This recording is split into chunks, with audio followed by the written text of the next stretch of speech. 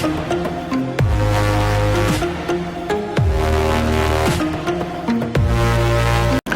friends, welcome to 𝙑𝙤𝙬𝙬 സ്വാഗതം. എൻ്റെ പേര് അജയ്. അപ്പോൾ എല്ലാവർക്കും സുഖം ആശംസിക്കുന്നു.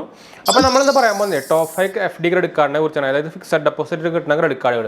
അപ്പോൾ നിങ്ങൾക്ക് അറിയായിരിക്കും ഫിക്സഡ് ഡെപ്പോസിറ്റ് ക്രെഡിറ്റ് കാർഡ് എന്ന് പറയുന്നത് ആക്ച്വലി നമ്മുടെ ഒരു സിബിൽ സ്കോർ ഇല്ലാത്തവർക്ക് നമ്മുടെ സിബിൽ സ്കോർ സ്റ്റാർട്ട് ചെയ്യാനും അതുപോലെ തന്നെ സിബിൽ സ്കോർ ലോ ആയിട്ടുള്ളവർക്ക് അത് ഇമ്പ്രൂവ് ചെയ്യാനുള്ള ഒരു മെത്തേഡാണ് ആക്ച്വലി. എന്ന് വെച്ചാൽ നമുക്ക് സിവിൽ സ്കോറും അതുപോലെ തന്നെ സിവിൽ സ്കോർ ജനറേറ്റ് ആയിട്ടില്ലെങ്കിൽ നമുക്ക് നോർമൽ ക്രെഡിറ്റ് കാർഡ് കിട്ടാൻ, അതായത് അൺസെക്യൂർഡ് ക്രെഡിറ്റ് കാർഡ് കിട്ടാൻ ചാൻസ് ഇല്ല. പോരാതെ ഇത് ആക്ച്വലി അവൈലബിൾ ആയിട്ടുള്ളത് നമ്മുടെ 18 വയസ്സുള്ള മുകളിലുള്ളവർക്കാണ്. ഇത് ആക്ച്വലി സ്റ്റുഡൻസിനും കാര്യങ്ങളൊക്കെ അവൈലബിൾ ആണ്. എന്താ വെച്ചാൽ നിങ്ങൾക്ക് അറിയായിരിക്കും നമ്മുടെ നോർമൽ അൺസെക്യൂർഡ് ക്രെഡിറ്റ് കാർഡ് ശരിക്കും നോർമൽ സ്റ്റുഡൻസിനൊന്നും കിട്ടില്ല. എന്ന് വെച്ചാൽ സാലറിഡോ അല്ലെങ്കിൽ ഒരു ബിസിനസ് ഓണേഴ്സിനോ സെൽഫ് എംപ്ലോയ്ഡ് ആൾക്കാർക്ക് മാത്രമേ നമുക്ക് ആക്ച്വലി നമ്മുടെ അൺസെക്യൂർഡ് ആയിട്ടുള്ള ക്രെഡിറ്റ് കാർഡ് കിട്ടുള്ളൂ. അപ്പോൾ അതല്ലാത്തവർക്ക് എടുക്കാൻ പറ്റുന്ന ഒരു ക്രെഡിറ്റ് കാർഡുകളാണ് നമ്മുടെ FD ക്രെഡിറ്റ് കാർഡ്, അതായത് ഫിക്സഡ് ഡെപ്പോസിറ്റ് ഇട്ട് എടുക്കുന്ന ക്രെഡിറ്റ് കാർഡ്. അപ്പോൾ അതിൽ തന്നെ നമുക്ക് ഇഷ്ടംപോലെ മോസ്റ്റ്ലി എല്ലാ ബാങ്കുകൾക്കും നമുക്ക് ഈ FD ക്രെഡിറ്റ് കാർഡുകളുണ്ട്.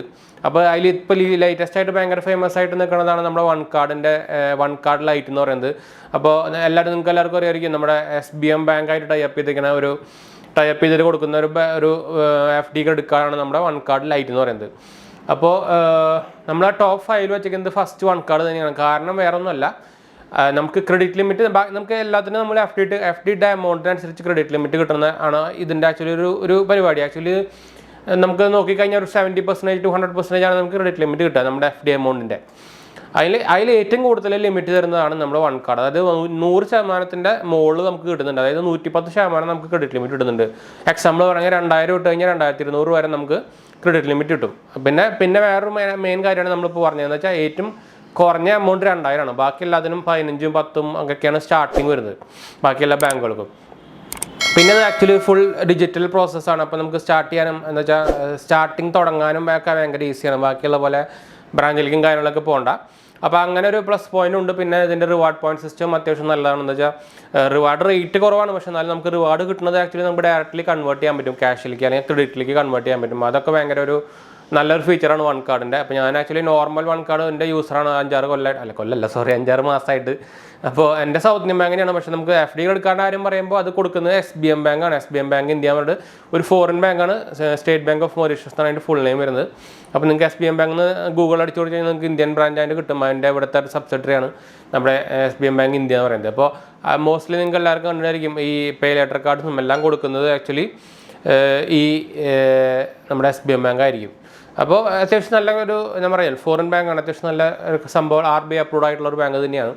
അപ്പോൾ അവരാണ് കൊടുക്കുന്നത്. അപ്പോൾ സപ്പോർട്ടും കാര്യങ്ങളൊക്കെ അവരാണ്. നമ്മൾ മാനേജ്ഡ് ബൈ വൺ കാർഡാണ്. അപ്പോൾ സപ്പോർട്ട് നിങ്ങൾക്ക് ഡയറക്റ്റ് ത്രൂ SBM ബാങ്ക് അല്ല, ഡയറക്റ്റ് വൺ കാർഡാണ് നമുക്ക് സപ്പോർട്ടും കാര്യങ്ങളും സർവീസൊക്കെ ചെയ്യുന്നത്. അപ്പോൾ വൺ കാർഡിൻ്റെ ആപ്പ് വഴിയാണ് ഇത് അപ്ലൈ ചെയ്യാൻ. നിങ്ങൾക്ക് ഒന്നാമത് നോർമൽ വൺ കാർഡിലായിട്ട് അവൈലബിൾ അല്ല, അതിൽ ഓട്ടോമാറ്റിക്കലി കാണിക്കും നമ്മുടെ വൺ കാർഡിലെ ആപ്പിൽ നിങ്ങൾ അപ്ലൈ ചെയ്യാൻ പോകുമ്പോൾ. ഞാൻ എന്തായാലും എൻ്റെ നമ്മുടെ എന്താ പറയുക റെഫറൽ ലിങ്ക് താഴെ കൊടുക്കാം. നിങ്ങൾക്ക് എന്തായാലും ചെക്ക് ചെയ്ത് നോക്കുമോ. ഒന്നെങ്കിൽ നിങ്ങൾക്ക് അൺസെക്യൂർഡ് കാർഡ് കിട്ടും, നോർമൽ ക്രെഡിറ്റ് കാർഡ്, അല്ലെങ്കിൽ FD കാർഡിൻ്റെ ഓപ്ഷനാണ് കാണിക്കുക കേട്ടോ.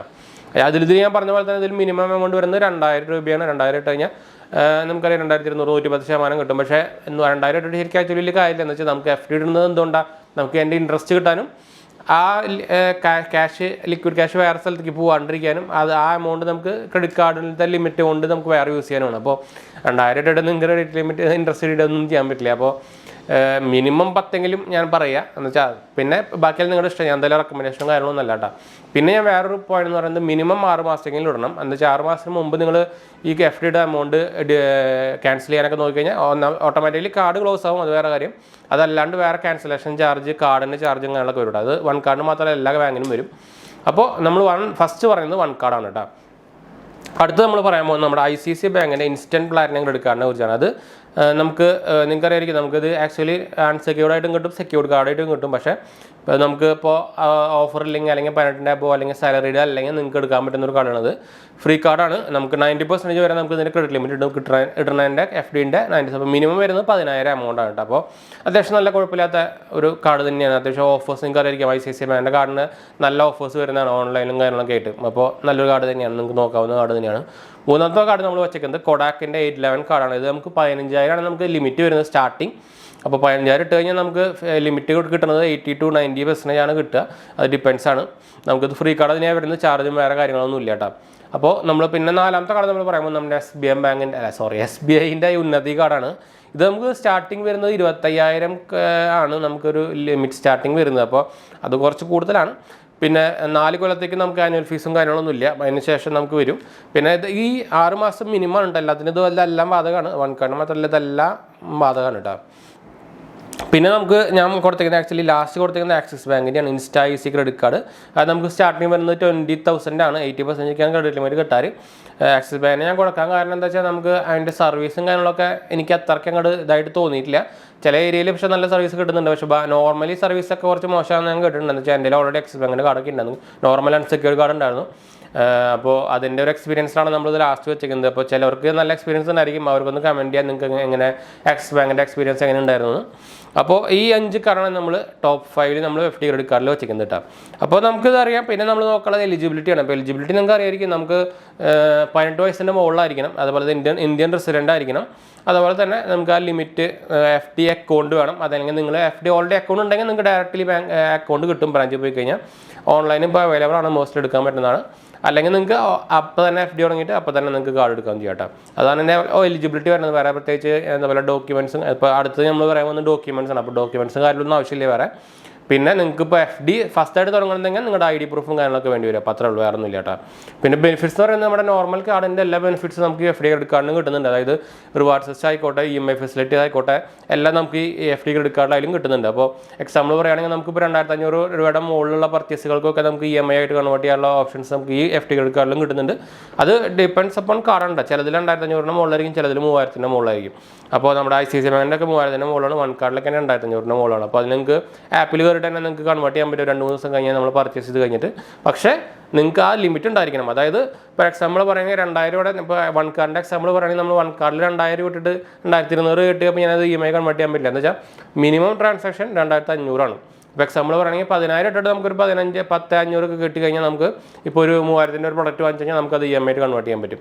അതായത് നിങ്ങൾ EMIയുടെ എമൗണ്ട് അല്ല നോക്കുന്നത്, ടോട്ടൽ ക്രെഡിറ്റ് ആണ് നമ്മൾ നോക്കേണ്ടത്. അപ്പോൾ എക്സാമ്പിൾ പറയുകയാണെങ്കിൽ എന്നോട് കുറേ പേരെ ഇങ്ങനെ ചോദിക്കുക, അതാണ് ഞാൻ എടുത്ത് പറയുന്നത്.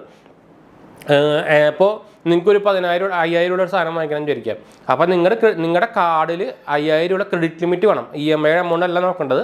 ക്രെഡിറ്റ് ലിമിറ്റ് 5,000 ഉണ്ടെങ്കിൽ നിങ്ങൾക്ക് ആ പ്രൊഡക്റ്റ് വാങ്ങിക്കാം, അല്ലെങ്കിൽ നിങ്ങൾക്ക് വാങ്ങിക്കാൻ പറ്റില്ല കേട്ടോ. എന്ന് വെച്ചാൽ കുറേ പേര് നമ്മളോട് ചോദിക്കുന്നു EMI എമൗണ്ട് അല്ലേ നോക്കുക, EMI എമൗണ്ട് അല്ല കട്ട് ചെയ്യുന്നു. അങ്ങനെയല്ല, ക്രെഡിറ്റ് ലിമിറ്റ് ആ എമൗണ്ട് നിങ്ങൾ എത്ര രൂപ സാധനം വാങ്ങിക്കണമെങ്കിൽ ആ ക്രെഡിറ്റ് ലിമിറ്റ് നമ്മുടെ ടോട്ടൽ ക്രെഡിറ്റ് ലിമിറ്റിൽ വേണം നമ്മുടെ കാർഡിൽ, എന്നാലും അത് വാങ്ങിക്കാൻ പറ്റില്ല കേട്ടോ. അത് വേറെ കാര്യം. അപ്പോൾ ഓൾമോസ്റ്റ് നിങ്ങൾക്ക് എല്ലാവരും ക്ലിയർ ആയെന്ന് വിചാരിക്കുന്നു. പിന്നെ എന്തെങ്കിലും സംശയം കാര്യങ്ങളൊക്കെ കമൻറ്റ് ചെയ്യാൻ മറക്കണ്ട. ചെറിയൊരു സൗണ്ട് ഡിഫറൻസ് ഉണ്ടായിരിക്കും. നമുക്ക് ചെറിയൊരു ത്രോട്ട് ഇൻഫെക്ഷൻ കാര്യങ്ങളൊക്കെ വന്നിട്ടുണ്ടായിരുന്നു, അതുകൊണ്ടുള്ള സൗണ്ട് ഡിഫറൻസ് ആണ്. അപ്പോൾ ഒന്ന് ക്ഷമിക്കുക.